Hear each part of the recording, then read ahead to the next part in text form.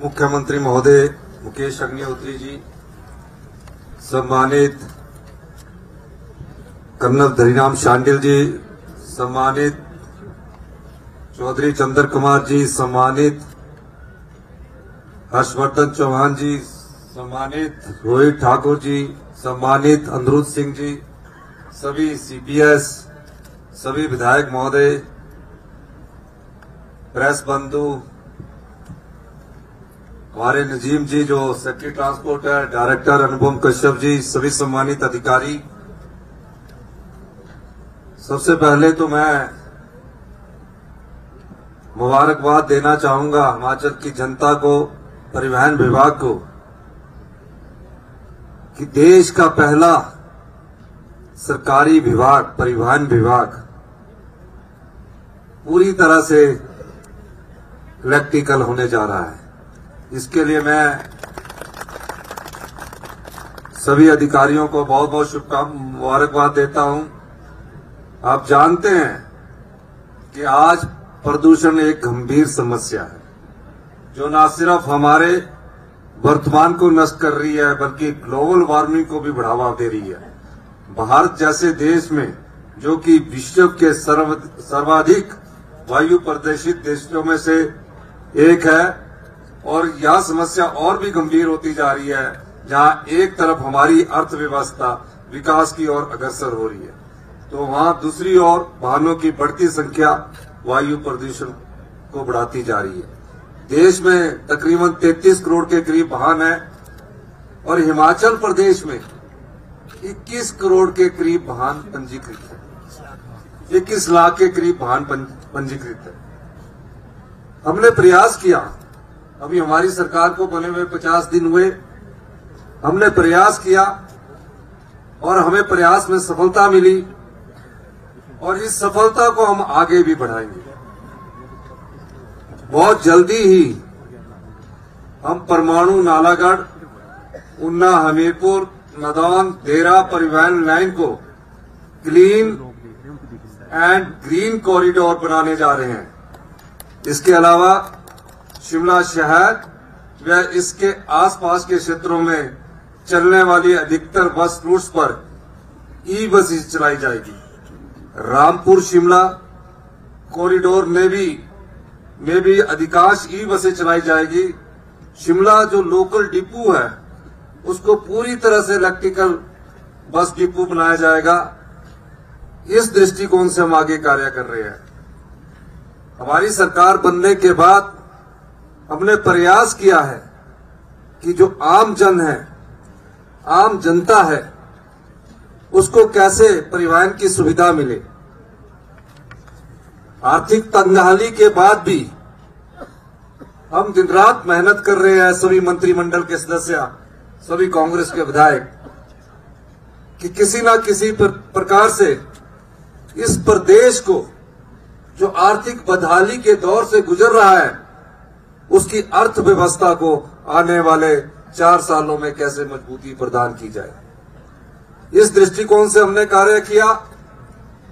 ये electrical vehicle चलाने के पीछे मकसद एक ये भी है कि जो हमारे खर्चे हैं वो कम हो। इस योजना को हम पायलट योजना के तहत देख रहे हैं और अगर ये सफल हुई तो 1 साल के अंदर हिमाचल प्रदेश के सभी विभाग इलेक्ट्रिकल व्हीकल में तब्दील कर दिए जाएंगे। एचआरटीसी बहुत बड़ा ट्रांसपोर्ट डिपार्टमेंट है और पिछले कई सालों से घाटे में चल रहा है।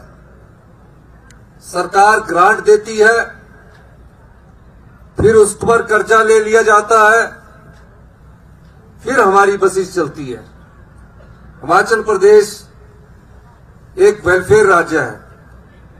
हम उन स्थानों पर भी बसें भेजते हैं जहां 2 सवारी होती है।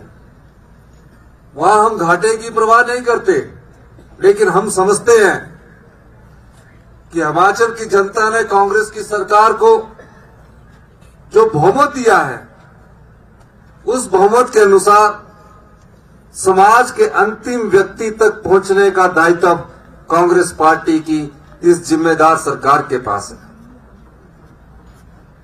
जो रूट पिछली सरकार के द्वारा बंद कर दिए गए थे, मेरी उप मुख्यमंत्री महोदय से बातचीत हुई, इन्होंने तुरंत प्रभाव से उन रूटों को चलाने का आदेश दिया।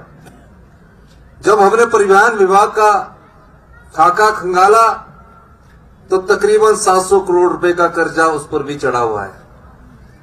हमने फैसला किया कि 2025 तक अगर हम सही दृष्टिकोण अपनाएं तो हिमाचल प्रदेश हिंदुस्तान का पहला ग्रीन स्टेट बन जाएगा, जिसका सबसे अधिक फायदा हिमाचल की जनता को होगा। जिस प्रकार हिंदुस्तान का पहला परिवहन विभाग ग्रीन विभाग बन गया, उसी प्रकार हम इस दृष्टि से आगे बढ़ रहे हैं।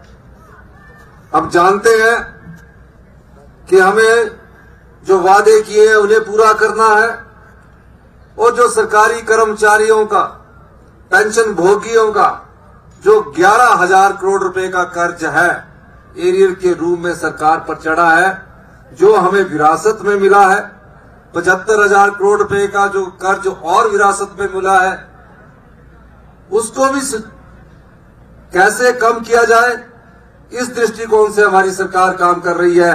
आने वाले 4 वर्ष तंगहाली के हो सकते हैं, लेकिन आम आदमी की जरूरतों को पूरा करने से सरकार पीछे नहीं हटेगी।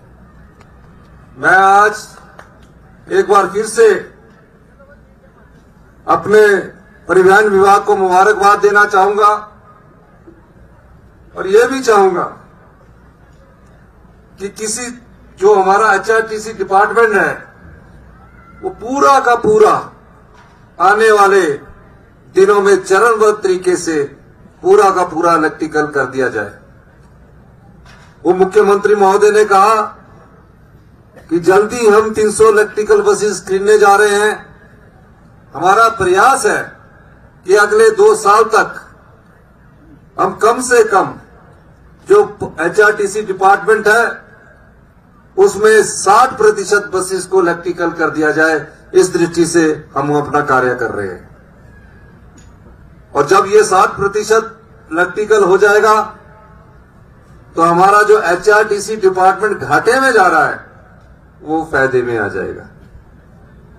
हम हर एक विभाग में व्यवस्था परिवर्तन करने लगे हैं। सत्ता में आने के बाद हमने कहा था हम सत्ता के लिए नहीं चाहते, हम सत्ता व्यवस्था परिवर्तन के लिए चाहते हैं। इस दृष्टि से हमने 3 बड़े फैसले किए। एक फैसला, सरकारी कर्मचारी वो अधिकारी जो हिमाचल में विकास की गाथा लिखते हैं उन्हें ओल्ड पेंशन स्कीम के तहत लाया गया। एक फैसला उन अनाथ बच्चों के लिए जो 6,000 के करीब प्रदेश में हैं। पिछले कल ही हमने फैसला किया कि सरकार ही माता, सरकार ही पिता के कंसेप्ट को विकसित कर 27 साल तक उनकी देखभाल हिमाचल प्रदेश सरकार करेगी। जिस तरह एक परिवार में अपना बेटा होता है या बेटी होती है,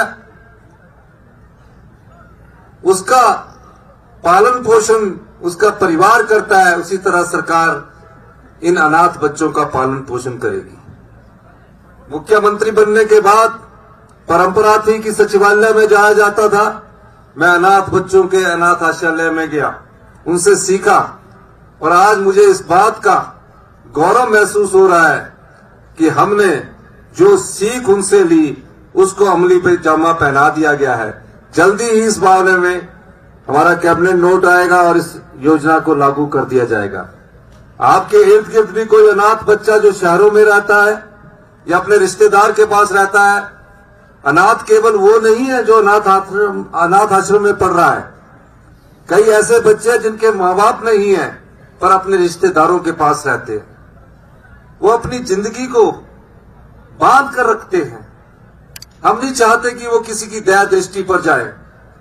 हमने फैसला किया कि 18 साल के बाद भी अगर उसको कोई भी प्रोफेशनल कोर्स करना है, आईआईएम करना है, आईआईटी करनी है या कुछ भी करना है, उस संदर्भ में भी सरकार पूरा पैसा देगी और प्रत्येक महीने 4,000 रुपया जेब खर्च के रूप में देगी।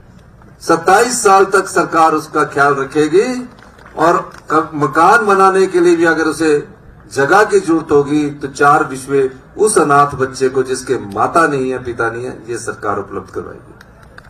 तीसरा, ये सबसे महत्वपूर्ण फैसला ये भी कि परिवहन विभाग पूरा इलेक्ट्रिकल हो गया